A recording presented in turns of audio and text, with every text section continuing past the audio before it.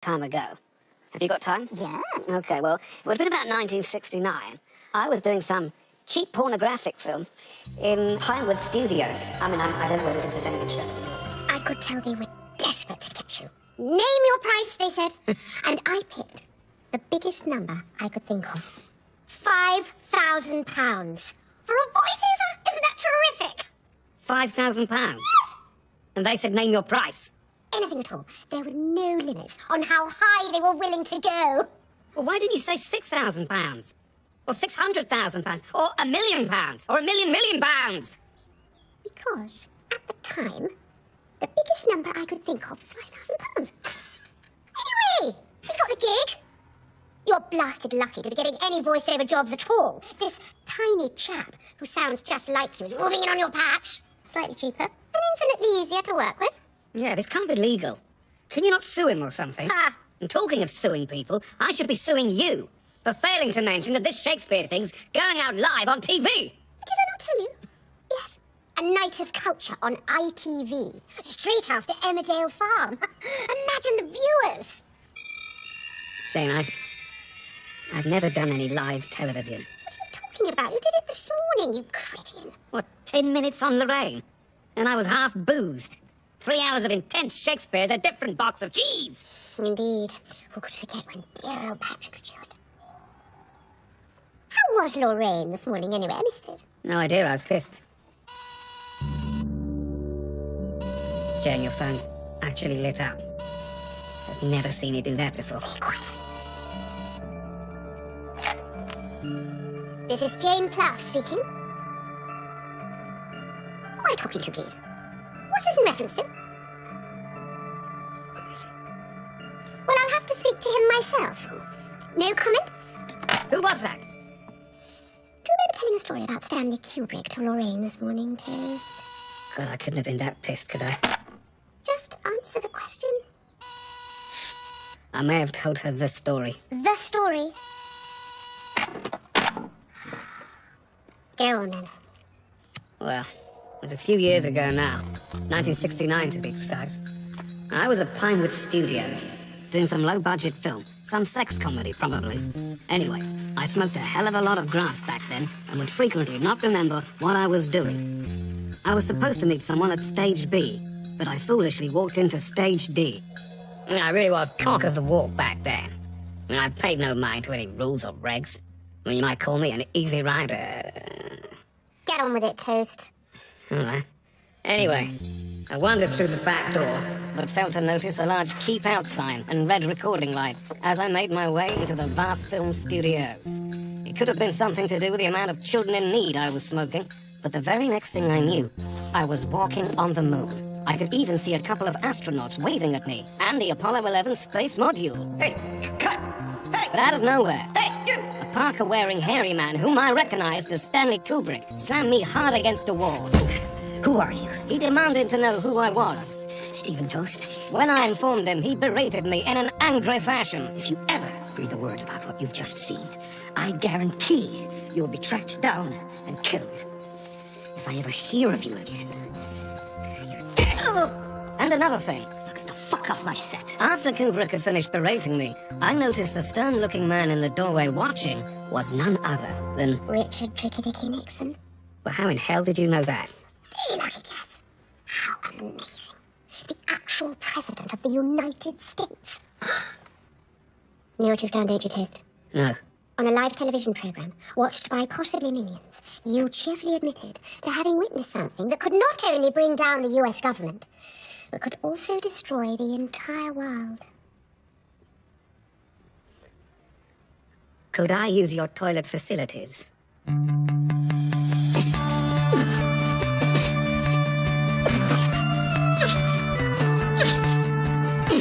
It's no good. These pickled onions are always tricky. Well, maybe Ray will be able to get it off later.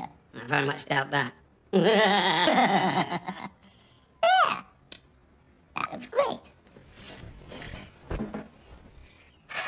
This whole Kubrick thing, it's the most peculiar business. You are under enormous pressure at the moment, Toast. Maybe you hallucinated it. Of course I bloody did. You can't hallucinate the past. I know what I saw. I'm sure it's connected to you doing the Shakespeare in the Park live on TV. How? Some kind of nervous reaction related to stage fright is induced a false memory. It can do odd things. Who can forget dear old Patrick Stewart? Maybe. Anyway, where were we? You were trying to get the lid off my pickled onions. Well, maybe I got some pickled onions of my own that need releasing.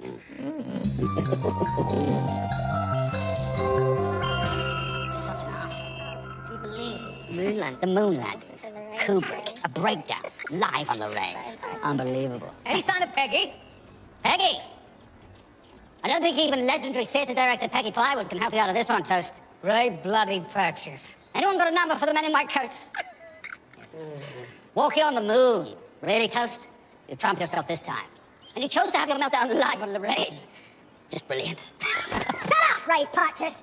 For those with your minds on other things, may I remind you that in 30 hours' time you'll be on stage in one of Shakespeare's greatest plays, which is also being broadcast live to the nation on ITV. Oh, God, of course. Peggy, I'm so sorry if I... Shut up, Ray Purchase! Now, I'd like to look at Banquo's entrance again before we do the last dress run. So sort yourselves out!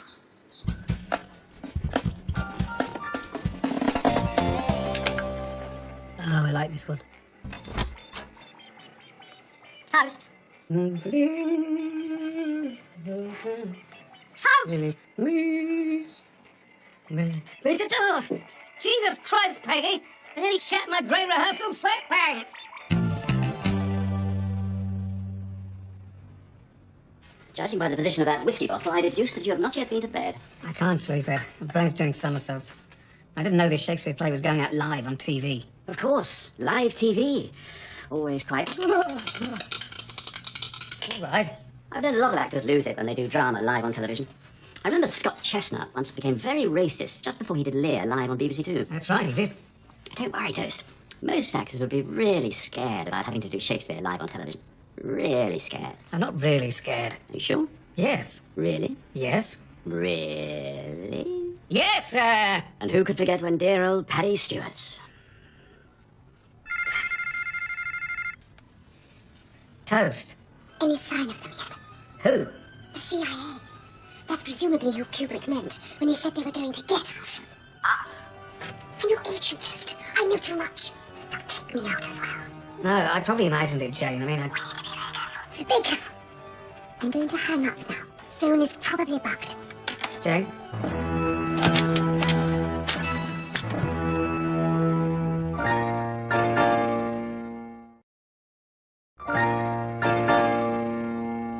Ladies and gentlemen of the cast, this is your 1 hour call. 1 hour, please.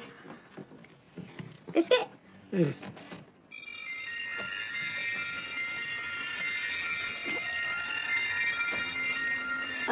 No thanks. Patrick Stewart. Stephen Toast. Doing drama on live TV, Patrick hated it. I'll never forget. What the hell does that mean? You don't know? When Patrick did Hamlet live on BBC Two. Back in those days, Patrick had a lovely head of hair, a bit like yours, Toast. But less weird. So it's all going very well until about the 4th act, when his hair starts falling out. First in single hairs, then strands, then whole clumps. By the time he gets to the castle in the final act, he's as bald as a coat. You're kidding. No, there's hair all over the floor. And all because he was doing Shakespeare live on TV. God help me. Yeah, it can affect actors in all kinds of strange ways. I've seen one chap start talking backwards during a live choreo. And Scott Chestnut, he suddenly became very fascist. No, racist. Why are you clinging onto this pillar? I'm not. And if you don't mind, Peggy, I'd like to prepare.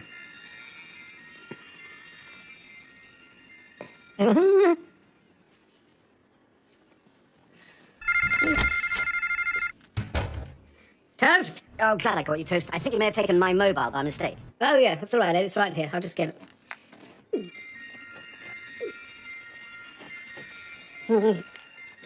Ed, your mobile is in fact right in front of me.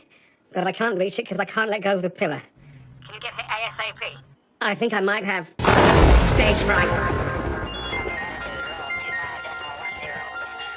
I've never been so frightened in my life. Never dreamed I'd suffer from stage fright. Suspected something bad when my face turned white.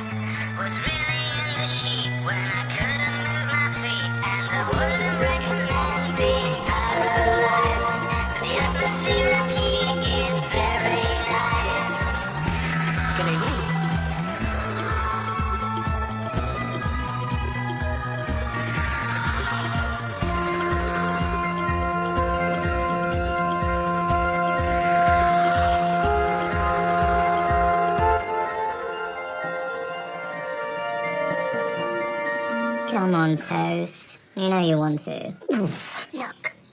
I've got the jar of pickled onions. Why don't you come over here and unscrew my lid?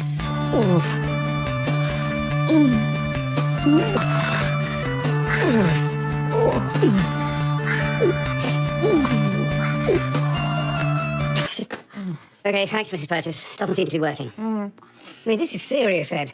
You know what kind of sex appetite I have. I know you do. But for whatever reason, you don't seem to be able to break free from that pillar. Okay, you can go now, Mrs. P. Okay, Ed. Sorry I couldn't do more. Come on, Toast, get into costume. I want to rehearse the sword fight. We've not cracked it yet, and I refuse to look a tomfool on the stage. What are you doing here, darling? Oh, grow up, Ray. Those my pickled onions. Will you both please leave now? Are those my pickled onions? Stop being so childish. God. What are you doing in there, Toast? Honestly, I'm so paranoid all the time. Absolutely fascinating. A very similar thing happened to Roy Castle on Record Breakers. He couldn't let go of a fire extinguisher, and we were told not to touch him in case he had a heart attack. Oh, God. Who else knows about this? Peggy, the cast? Well, yeah, I mean, we're pretty much. You couldn't scratch my back for me, could you, Ed? I can't reach. Of course, old chap. Slightly lower. There we go. Oh, yeah. Toast? Toast, have they tried to kill you yet? Who? The American CIA. Have they tried to kill you? No. That's good. We need to be extremely careful. But I can't let go. You can't what? Can't let go of the pillar. My God. They must have drugged you or something. No, Jane, I'm pretty sure I've got stage fright. Nonsense. The Americans have done this to you because you blabbed about the moon landings.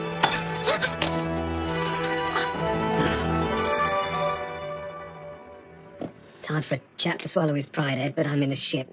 And you mentioned you knew someone that could possibly help me. Right.